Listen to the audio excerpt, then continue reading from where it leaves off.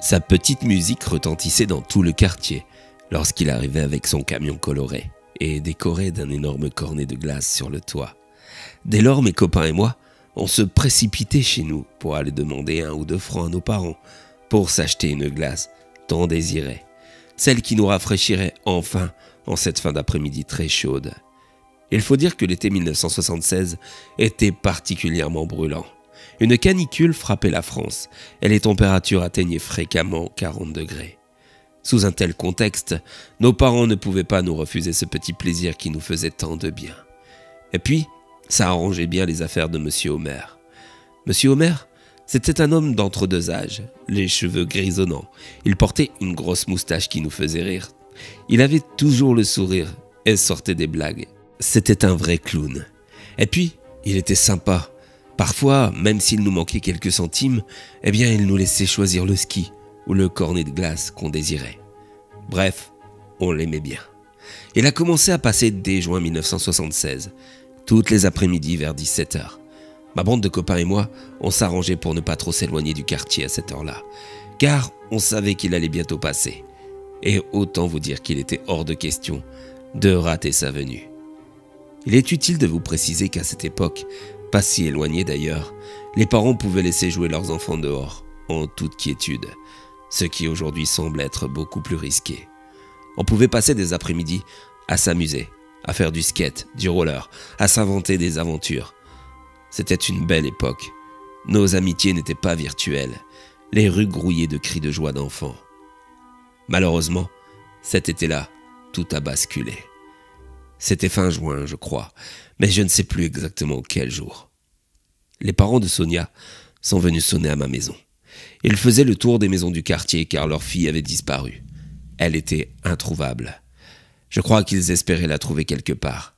Sonia, c'était une fille du quartier de la piscine. On jouait peu avec elle, car on la trouvait très prétentieuse. C'était une belle fille, certes, et elle le savait, alors elle voulait toujours diriger nos jeux, être la chef. On l'a donc très vite mise de côté. Puis Caroline, de toute façon, elle ne l'aimait pas, alors...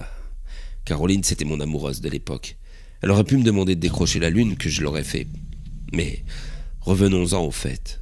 Les parents de Sonia ont appelé la police le soir même. Leur fille n'était toujours pas rentrée. Une enquête fut ouverte, et tous les journaux locaux en faisaient leur une. C'est bien sûr aussi la discussion principale qui se trouvait au sein de notre groupe. On avait beau ne pas l'aimer, on avait quand même peur de ce qui lui était arrivé.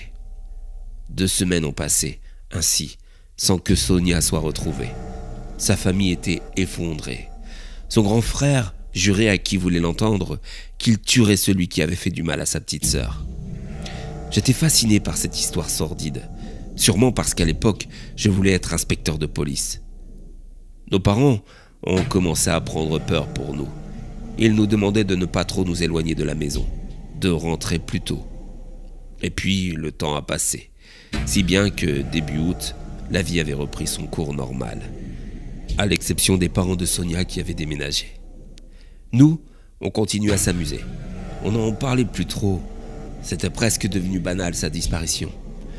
On écoulait des jours heureux. Malheureusement, ça n'a pas duré. Cette date-là, par contre, je m'en souviendrai toujours. C'était le 7 août 1976.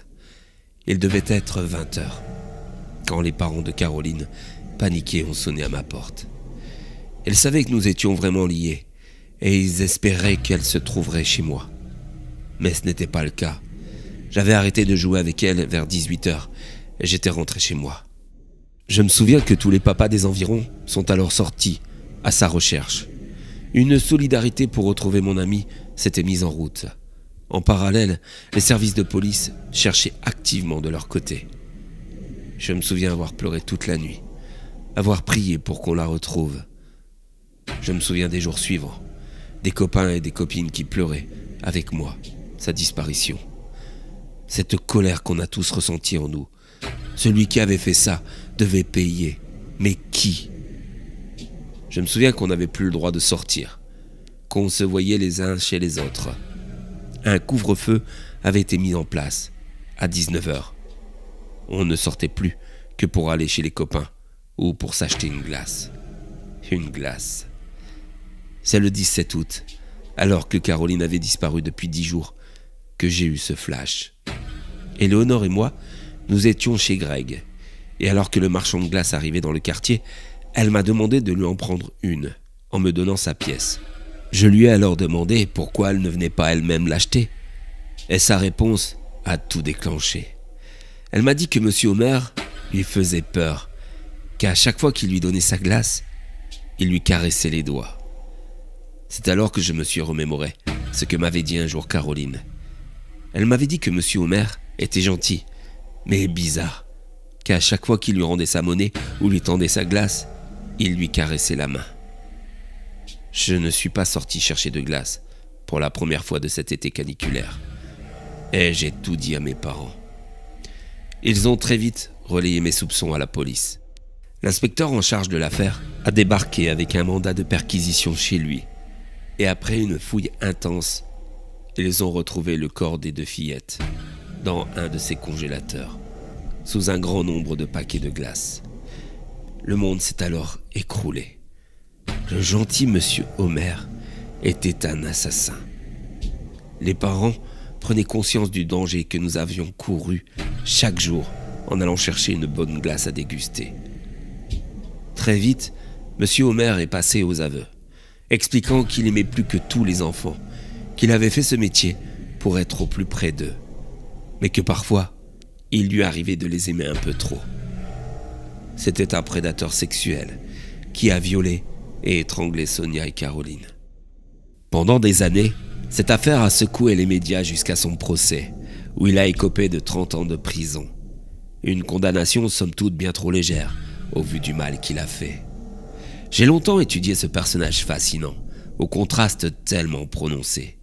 C'était un homme adorable, mais qui était capable de violer et tuer des gamines. On lui aurait pourtant donné le bon Dieu sans confession. Cette histoire a marqué à tout jamais ma vie. Et aujourd'hui, je repense à cette époque, le sourire aux lèvres. L'été 2019 a été très chaud, et le vintage revenant à la mode, j'ai pu pour la première fois faire des tournées avec mon camion de glace flambant neuf.